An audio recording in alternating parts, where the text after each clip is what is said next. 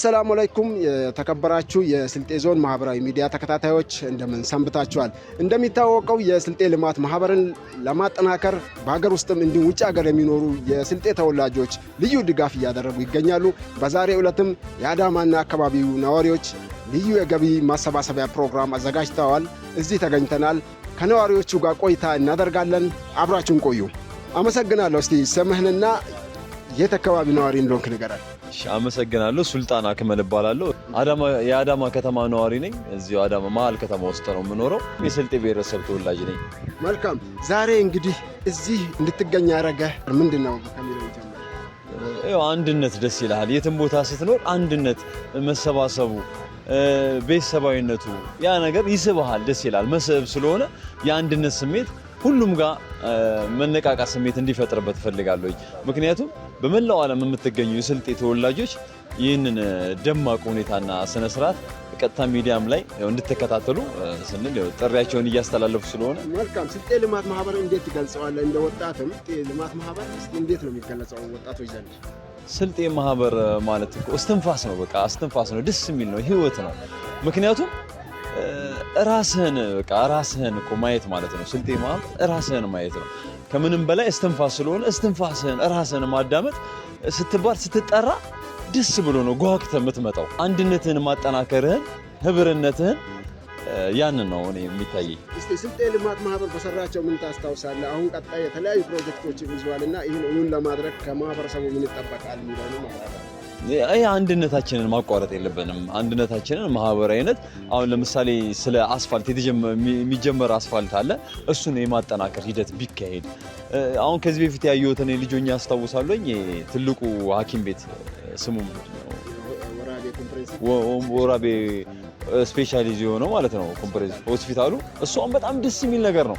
ሁሉንም የሚያገለግል ስለሆነ እንደዚህ አይነት ነገሮችን ማስፋፋት መቀጠል። እዛ ወራቤ ላይ ብቻ የሚከናወን ሳይሆን ተደራሽነት ያለው በሁሉም ቦታ ነው መደረግ ያለበት። ደግሞ ይደረጋል። በጣም ደስ የሚል ነገር ነው።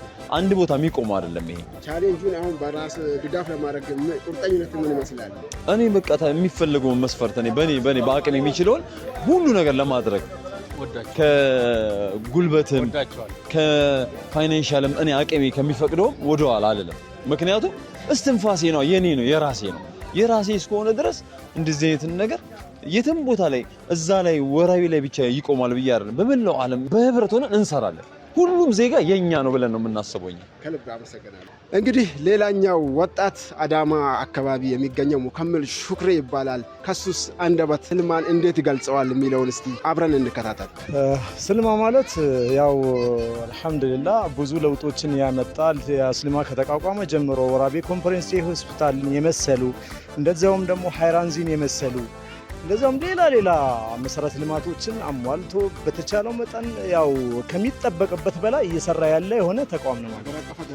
አገር አቀፍ ለምን ወራቤ ኮምፕሬሄንሲቭ ሆስፒታልን ብታይ በአሁኑ ሰዓት ከየትኞቹም ሆስፒታል የላቀ የሆነ ሆስፒታል ነው። በየአመቱ ሽልማቶችን ለቃቅሞ የሚበላ የሆነ ሆስፒታል ነው እና በጣም ይጨምር ተብሎ የሚባል የሆነ ሆስፒታል ነው። በጣም ደስ የሚል ሆስፒታል። መልካም። አሁን ስልጤ ልማት ማህበር ሌሎች በአዲስ አበባም እንዲሁም በሀገር አቀፍ ደረጃ የጀመራቸው ፕሮጀክቶች አሉና ይህ እውን እንዲሆን አዲስ ቻሌንጅ ተጀምሯል። በዚህ ቻሌንጅ ድጋፍ ለማድረግ ምን ያህል ዝግጅት አለ አንተ ጋር?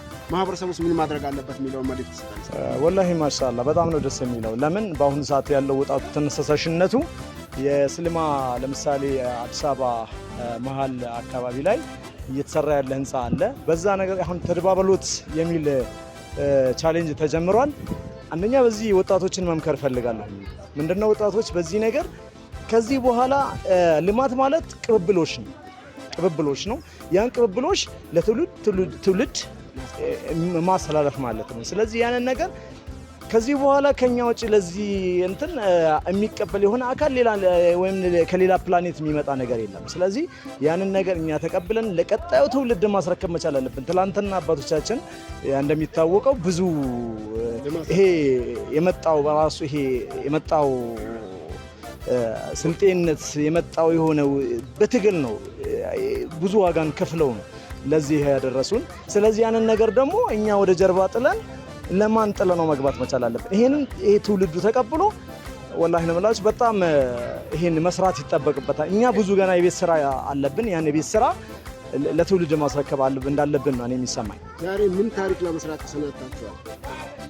ዛሬ እንግዲህ ያው ወላሂ ያው ከዚህ 6 ወር አካባቢ ነው ለዚህ ፕሮግራም ለማቃናት ደፋ ቀና እያልን ያለ ኮሚቴ ተዋቅሮ በጣም እየሰራ ነው ያለው። ዛሬ ደግሞ ኢንሻአላህ አዲስ ታሪክ ጽፈን እናልፋለን ብዬ ነው የማስበው ኢንሻአላህ። እሺ እኔም አመሰግናለሁ። እስቲ ስሞንና የት አካባቢ ነዋሪ እንደሆነ ይንገሩ። ስሜ ዲላ ከማል ይባላል። ተወልጄ ያደግኩት አዘርነት በርበሬ ላይኛው ምናን ስልጤ ዞን ነው። አሁን የምኖረው አዳማ ከተማ ነው። መልካም። ዛሬ አዳማ ውስጥ ደምቋል። ለስልጤ ልማት ማህበርን ለማጠናከር ልዩ ዝግጅት አድርገዋልና እንዴት ይገልጹታል ይህን ዝግጅት? በጣም ደስ ብሎኛል። በጣም ደስ የሚያሰኝ ነገር ነው እያየን ያለ ነው። የዚህ አዳማ ነዋሪ የሆነው የስልማ ተወላጅ የሆንን እኛ በተለያየ ጊዜ በስልማ ልማት ማህበር በተለያየ በዞኑ ባሉ ድጋፎች በሚሰሩ ልማታዊ ስራዎች እስከ ወረዳ ድረስ ያለውን ነገር እያገዝን በየወረዳውም እየሰራን የነበረው ስራ እንዳለ ሆኖ ዛሬ ደግሞ በሰፊው በዞኑ ላይ እየተሰሩ ያሉ የኮሪደር ልማቶች፣ የውስጥ ለውስጥ አስፋልቶች ብሎም መሰረተ አዲስ አበባም አሉ ተቀናጅተን ዛሬ እዚህ የዱዓም ፕሮግራም እንደገና ስልማ ልማትንም ለማገዝ እንደገና ኮሪደር ልማቱንም የተወላጁ ጠቅላላ ማድረግ አለበትን አስተዋጽኦ እንዲያደርግ ዛሬ ተገኝተናል። እዚህ ላይ ስልማን እንዴት ይገልጹታል? እስቲ የአንድነታችን መገለጫ ነውና እንዴት ነው እርሶ ዘንድ የሚገለጸው? ይህ ስልማ ከትውልድ ወደ ትውልድ እንዲተላለፍ ስልማ እኔ የምገልጸው እንግዲህ ቃላቶች ያጥሩኛል። ትላንት ማንነታችን ከጥንት ከነሻሚሉ ሰቦ ከነ ጎፍተራ መቶ ደርሶ ሲወርድ ሲዋረድ እኛ ላይ ደርሷል። አሁን እኛ ምን ማድረግ አለብን፣ የት ማድረስ አለብን የሚለው ነገር በጣም ነው የሚያሳስበው። ምክንያቱም ያ ታሪክ ቀላል አይደለም፣ ትልቅ ልፋት ታይቶበታል። ዛሬ ደግሞ እንዴት እኛ ላይ ልጆቻችን እናሻግረዋለን የሚለው ነገር የሁላችንም በቤት ስራ ነው ብዬ ነው ማምነው። መልካም። ዛሬ እስቲ ምን ይጠበቃል? ምን አይነት ታሪክ ይሰራል? እንግዲህ አዳማዎች ከሌሎች ከተሞች አንጻር ያው ሰፋ ያሉ ነዋሪዎች አሉና ምን ታሪክ ለመስራት ነው የተዘጋጀው? ዛሬ እኛ እንግዲህ ትልቅ አሻራ እናሳርፋለን ብለን አሰብነው። ማህበረሰቡን ሰብስበን አወያይተን የሽማግሌዎቹም ዱዓ አለ። ከልጅ እስከ አዋቂ ነው ይሄ ነገር፣ ከሴቶችም ከሁሉም ነገር ተቀናጀ ስለሆነ ትልቅ ነገር አሻራ እናሳርፋለን ብለን ነው የምናምነው። ብዙ የገንዘብም የሀሳብም ውይይት ይደረጋል። ከዛም ቀጥሎ ደግሞ ያው ነገ ደግሞ የሚሰራውን ነገር አብረን የምናየው ይሆናል ተስፋ አደርጋለሁ። በጣም ቴንኪው። ሹክራን።